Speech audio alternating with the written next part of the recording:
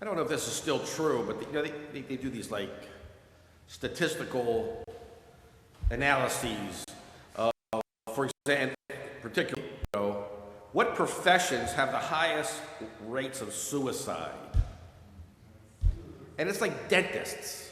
I don't know if that's still true or not, but I can kind of get that. Like, nobody wants to go to the dentist, right? I mean, nobody wants to do this. And it must be really hard, right? What do you do all day? You see people who don't see you. That's got to take a toll, right? Well, you would think on that list would also, yeah, you should do this. Anyway, you should also think perhaps tax collectors would be on that list too, right? Because nobody wants to see a tax guy, right? Nobody wants to get that letter that, oh, you're being audited, or worse, you got to come in and explain yourself, right? Because I'm sure, unless your father's a big guy in the government, and you don't have to worry about this, right? But everybody else, you don't pay your taxes, they're going to go looking for you, right? And then when you go in there, like, I'm sure people say, well, like the dog ate the receipts or something like that, right? Looking for excuses. Matthew was a tax collector, the man we celebrate today. Must have been a tough job. Tax collectors were hated in that world because they were doing Caesar's bidding, right? And I'm sure Matthew had to call people in and, where's your, you didn't pay your taxes. And I'm sure they all had a story. I relate to this oftentimes when I'm sitting back there in the confessional, back in the box, right? It's amazing how many people come in and they tell you what they did. Then they're going to tell you why they did it, right? It's like the judge in traffic court. Well, I did this, but, my daughter hates me, and I had a bad day, and it's, I wasn't feeling that great, and, everybody could have an excuse. And it's kind of funny, actually, It's really amazing. The best ones are the people, this tends to be older people. Right? Older people will come in and confess the sins of all their children. Right? My daughter's lousy, she never comes to visit me, and they say, okay, well, what did you do? And then my son, he's rotten too, what did you do? And then my son-in-law, he's really bad. Okay, very interesting. What did you do? Sometimes it's impossible. Right? Why? Because when we come into confession, and in fact, not just when we celebrate this particular experience, but oftentimes, I'm sure, when we do our examination of conscience, or we think we did something wrong, and then we can kind of talk ourselves out of it, right? Yeah, I was mean to me first. He had it coming. Right? Everybody's got an excuse. Everybody wants to get off.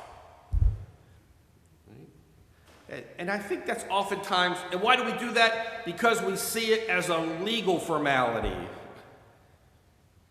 Right? We see the priest in the confessional as the judge in traffic court, as the tax collector, looking to get you. And we're guilty, right? We know we're guilty, but we gotta find an excuse so we get off easy. Maybe you'll only give me one Our Father instead of a whole rosary this time. Right?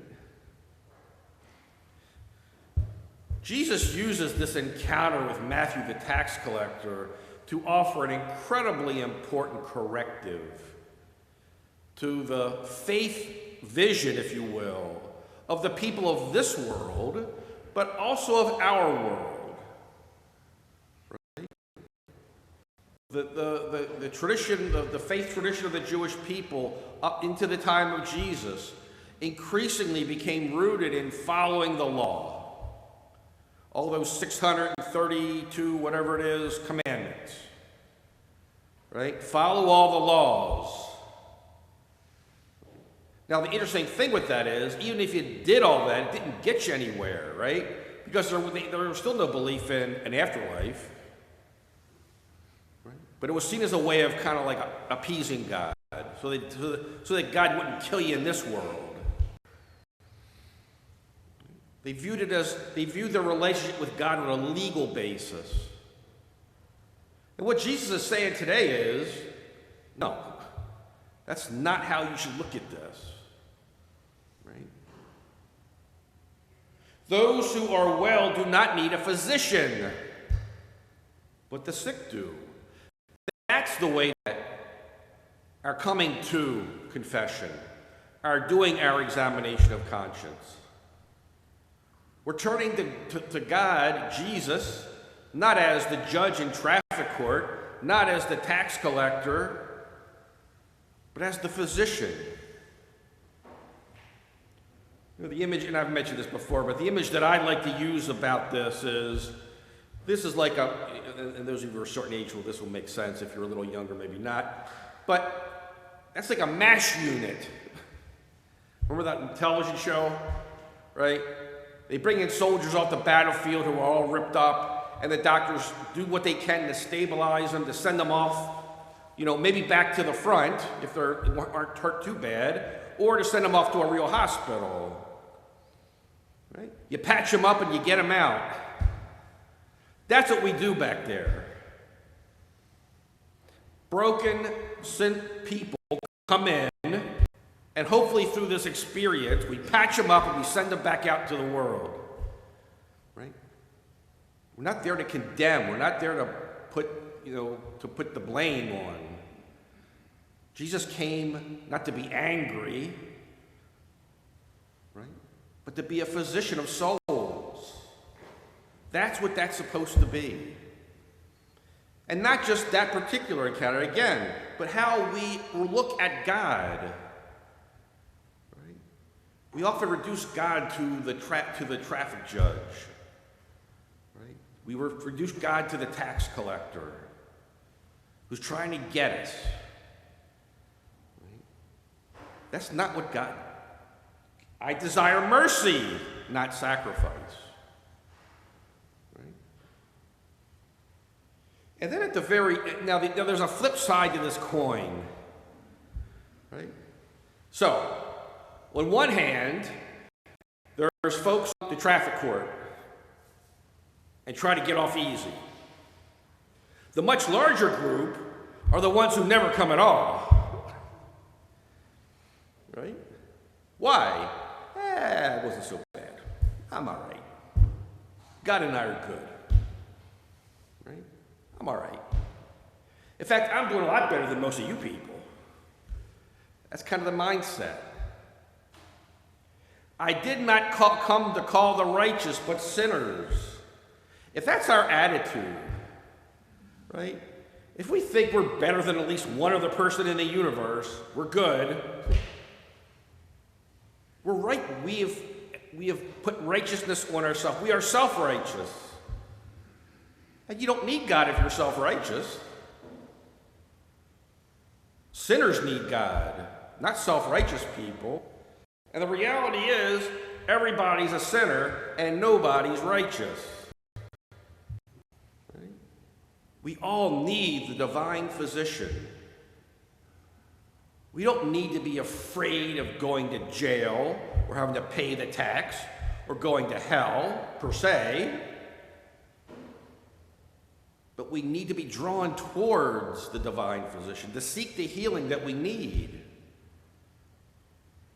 Right? Maybe that's why doctors are not on that same plane with dentists, right? No matter what the dentist does to you, you're not going to like it, right? It seems to be that way, right? Whereas you got something wrong with you, you go to the doctor, he gives you a pill, you take the pill, you get better. I love that doctor. Give me some more of that. That's how we should look at God. God is as the divine physician. But to approach God that way, we need to realize that we are sinners. On one hand, not self-righteous. On the other hand, not trying to find out a way to get off the hook. To be honest. Right? I'm rotten. Good place to start.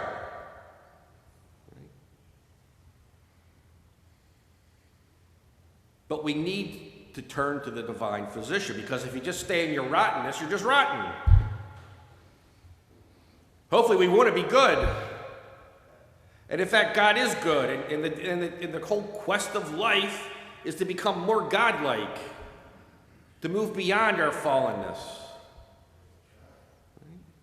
And that's what Jesus came to do, right? To lead us to become the human beings that we were intended to be from creation's beginning. To move beyond our fallen state, not through our own efforts, not through our own trying to get off the hook, but by admitting I need help, and then turning to the divine physician.